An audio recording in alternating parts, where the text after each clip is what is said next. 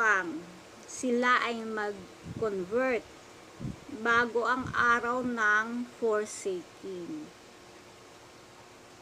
Ang araw ng dryness, God's hour of anger. So, ayun po, ang araw pala ng forsaking ay ang araw ng dryness, ang araw ng galit ng ating Panginoon. So, ayun na nga, di ba?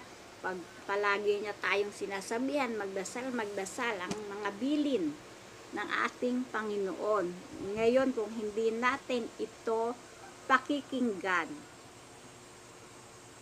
ay dadating ang araw ng forsaking. Diba? Andyan ang divine mercy.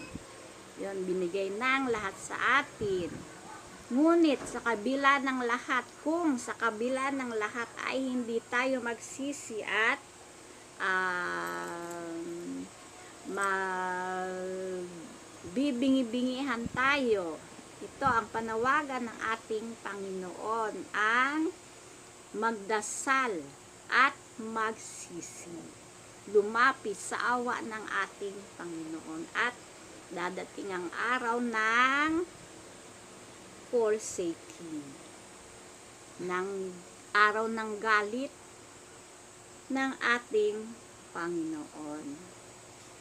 Make this devotion holy.